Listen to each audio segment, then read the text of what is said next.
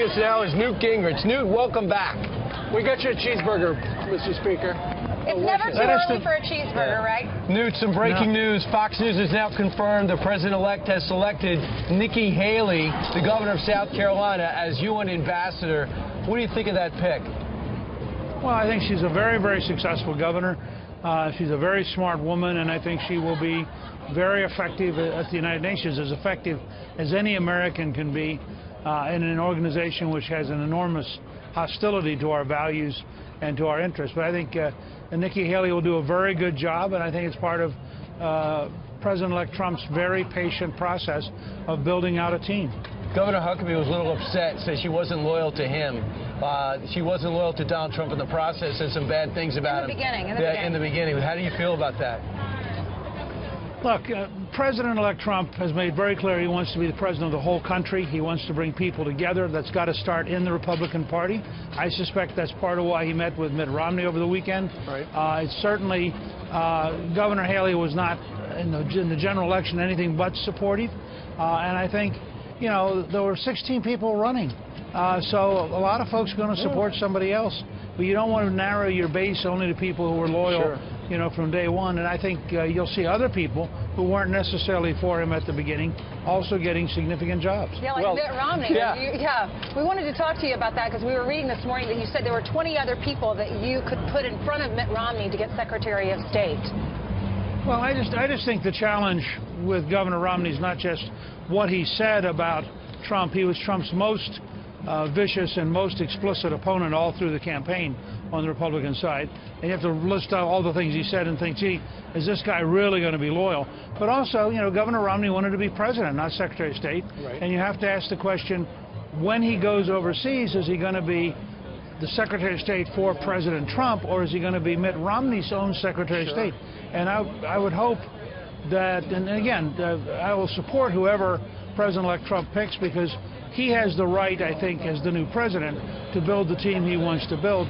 But I would suggest there are a lot of other people who are more qualified than Romney in foreign policy, and who are also have not been as actively hostile as he's been. Sure, absolutely. That's an understatement in certain ways.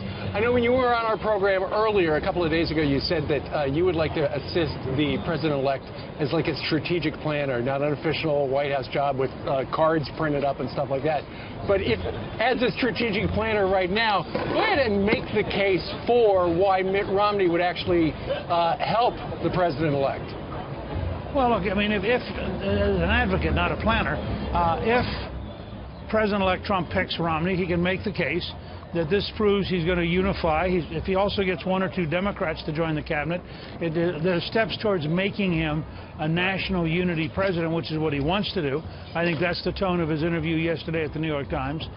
So you can make that case. But I can also tell you that when we met at Trump Tower, Clist and I had a very good meeting with the president-elect on Monday afternoon, and I walked him through why, with 4,100 state legislators and 34 governors, as well as the House, the Senate, and 4,000 political appointees in the executive branch, I think we have an opportunity, if we think strategically, to really put together a Republican government in a way that rivals what Franklin Roosevelt did in the 1930s.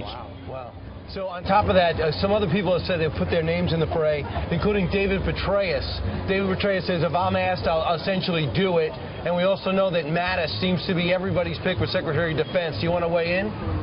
Well, look, I've known General Mattis for a very long time. He is one of the most talented, most practical senior commanders in the American military in our lifetime. He would be brilliant at anything he did. He's also a total patriot, so I'm confident if President-elect Trump asked him to, that he would serve as Secretary of Defense, and he would do so executing the president's desires. Jim Mattis understands the way the American system works. There's a reason George Washington wanted the president called Commander-in-Chief. Washington had been a Commander-in-Chief, and he thought that for the war to be prosecuted effectively, the guy at the top had to be in charge. And I think that General Mattis thoroughly understands that. I think he'd be a great Secretary of Defense. Petraeus? Look, I think General Petraeus has a tremendous record. There are a lot of ththings he could do well. Certainly, if somebody asked him to be the Director of National Intelligence, he would have an extraordinary range of skills to bring to bear. He understands as a war fighter what we need from the intelligence community. He understands as a former head of the CIA, a large part of the intelligence community from the inside. And he's a very talented, very smart guy. What did you think of Mr. Trump saying, or President-elect Trump, saying he's not going to pursue charges against Hillary Clinton, especially after, just a few weeks ago, he was saying he's going to lock her up, put her in jail, and a lot of the Trump supporters were screaming and chanting, lock her up. What was your response? Look, I think it depends on exactly what he meant. I heard Reince Priebus explaining it last night on Bill O'Reilly, the new Chief of Staff and Republican National Committee Chairman. I think it would be as wrong for a President of the United States to say we're not going to enforce the law against somebody as it would be for the President of the United States to say I'm going to direct the Justice Department or the IRS to go after somebody. So I hope what President-elect Trump was saying is that he is not personally going to interfere with or in any way suggest to the FBI and the IRS what they should be doing. He is not going to pursue a political vendetta. Right. But I also hope he is not going to, and I can't imagine that the new Attorney General, Jeff Sessions, would tolerate sending signals to the FBI or the IRS that they should not look at law breaking. If laws were broken in a serious way, whether by Secretary Clinton or her staff or her husband, then the system has an obligation to enforce the law. Sure. But the president should not follow up on a vendetta that's political. It's interesting, Newt, while a lot of people are steamed that Donald Trump said that yesterday, the New York Post on the op-ed page today, they say they like Donald Trump's about-face on sending Hillary to jail, where he says, essentially, I want to move forward because they write, the nation's business needs doing, let's move on. So symbolically, move on past that. But let me draw a really sharp distinction here. The President of the United States, the new President-elect, should not have a personal vendetta. No, we understand But he also does not have the authority to step in and say, we're going to cover up all the crimes committed by the foundation. We're going to cover up all the crimes committed by her staff. Exactly. We're going to ignore the facts. That would, in fact, be fully as much a violation of the rule of law as what Obama did. So I think it's very important for President-elect Trump to be very careful in this area. He can express his personal view that he doesn't want to have a vendetta, he's going forward. But I think for him to interfere and say to the FBI or the IRS or the Justice Department, you should not pay attention to law breaking, that would be a tremendous blow to the rule of law. He hasn't done that yet. Yeah, the Clinton Foundation is being investigated by the FBI right now anyway, unless he's going to stop it. Criminal. All right, I want to talk about what he said to the New York Times yesterday. In a way, he's backing off his view on pulling out of the Paris Treaty. He's also saying, I'm not sure about enhanced interrogation. Are you concerned at all about some reversal on some things he said on the stump so quickly with an interview with the New York Times? Well, my impression, and this is all just newspaper reporting, my impression is that General Mattis, when they met, said to him he didn't believe in enhanced interrogation. And I think, given how tough General Mattis has been as a Marine general, the job he's done in the Middle East, I suspect that probably slowed President-elect Trump down a little bit. And, you've got to say, if this is the guy I want to have as Secretary of Defense and he doesn't believe in it, maybe I better caution and temper what I said earlier. Clearly, though, he's always going to say, when in doubt, push the envelope, go after the terrorists, do what you have to make America safe.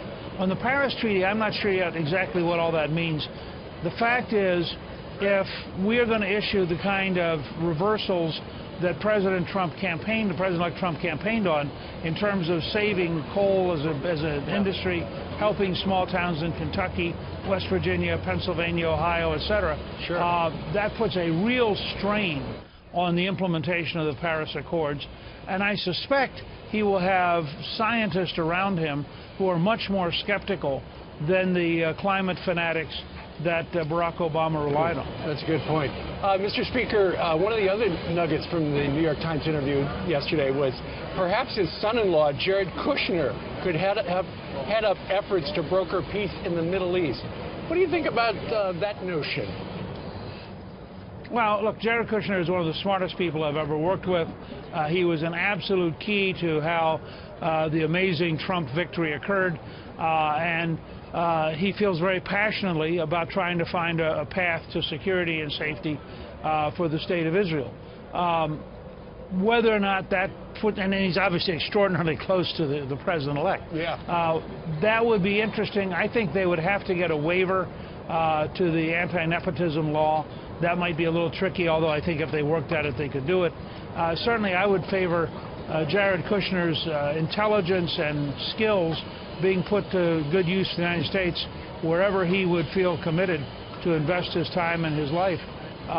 And having somebody with a totally fresh approach might be a good starting point in the Middle East. I also hope, talking about that, I hope that they will move the embassy to Jerusalem on the 20th of January. We've been committed to it a long time. I helped pass the bill when I was Speaker that makes it possible. And I really hope that the President-elect will keep that commitment the day he's sworn in. Yeah, he said he would.